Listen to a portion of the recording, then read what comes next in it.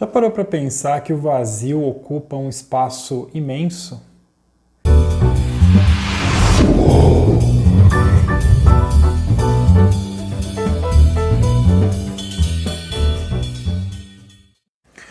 O mundo vem sofrendo grandes transformações, cada vez mais velozes, e requer da gente essa velocidade da adaptação. E eu não estou me referindo aqui só a isso tudo que a gente está vivendo nesse período de quarentena, de pandemia, de isolamento. Quer dizer, eu também estou me referindo a isso. Eu estou me referindo aqui a essa mudança em toda a sua dimensão, a dimensão humana, né? A dimensão social, a dimensão cultural, a dimensão política, econômica, ética, porque sim, a ética também muda e muda rapidamente, né? Haja visto que máscara no queixo é a nova obscenidade do momento, né?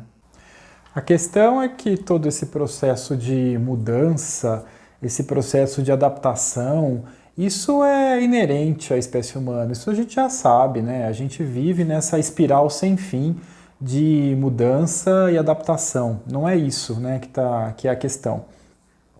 A questão é que mesmo diante de todas essas novas condições, de todas essas mudanças, dessa nova geração que está chegando, ou seja, de todas as novas gerações aí que estão vindo, né, de todos os novos valores, a essência humana permanece a mesma, né? Então, mesmo diante de tudo isso, de toda essa evolução, está aí a angústia, a culpa, o medo, né? O não reconhecimento, a falta de pertencimento, a falta de reconhecimento, a falta de aceitação, a ansiedade, a depressão. Então, por que diante de tudo isso, né, a gente continua encontrando tudo isso nas pessoas? Toda essa aceleração, essa exigência de adaptação aos novos padrões vigentes, né? Toda essa violência urbana, tudo isso nos torna cada vez mais ansiosos, cada vez mais perdidos em relação à nossa própria identidade. Por isso que é tão comum na clínica a gente ouvir dos pacientes perguntas do tipo: quem sou eu? Como eu devo ser? Para quem eu vivo? Para o que eu vivo, né? São perguntas muito frequentes dentro da clínica. E um forte gerador de toda essa ansiedade, né? De todo esse estado de ansiedade, vem dessa necessidade de ter êxito, né? Desde pequeno nós somos programados para ter êxito em tudo, né?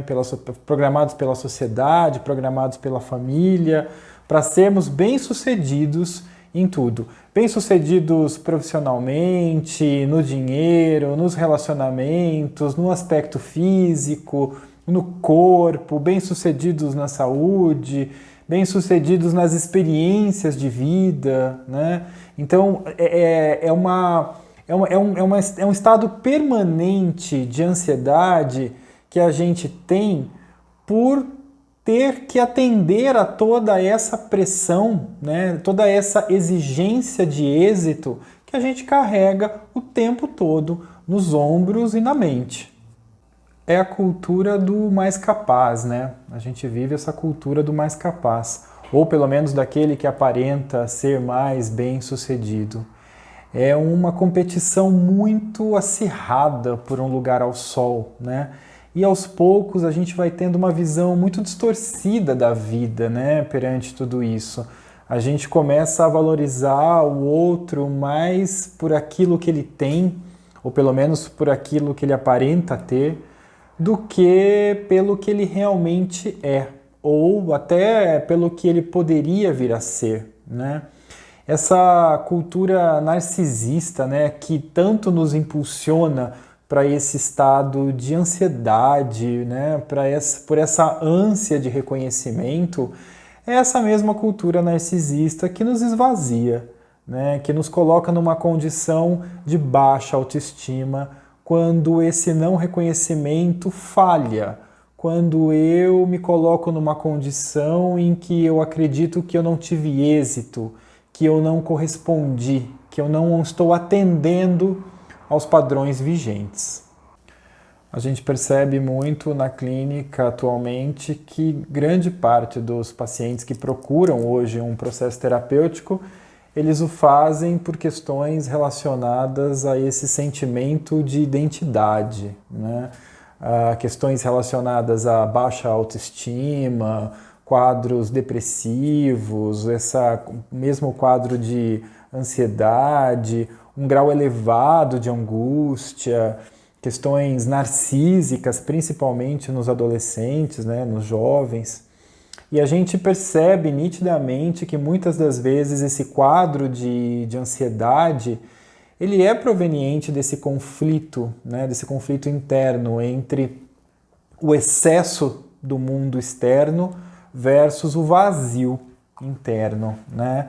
Por isso que no começo do vídeo eu falei que o vazio ele ocupa um espaço imenso, né? Porque a gente está falando de um sentimento de ansiedade, de um vazio interno, muitas das vezes proveniente desse ego que está muito fragilizado, de um ego pouco constituído, né?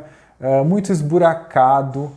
E então é o que na psicanálise contemporânea a gente poderia chamar de patologia do vazio, ou seja, eu estou falando aqui de uma angústia existencial mesmo, né? De uma angústia de que os pacientes apresentam com perguntas do tipo para quem e por que eu continuo vivendo, né?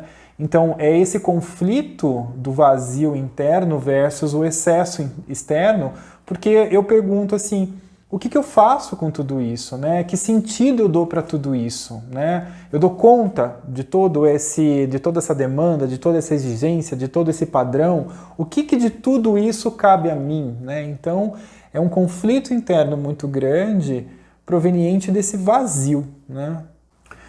E muitas das vezes as pessoas recorrem ao sucesso dos antidepressivos como uma forma milagrosa até, né, e rápida de cura.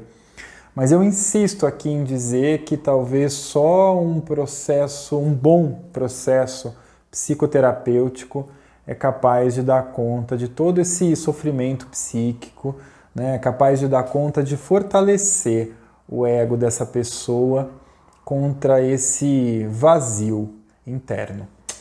É isso.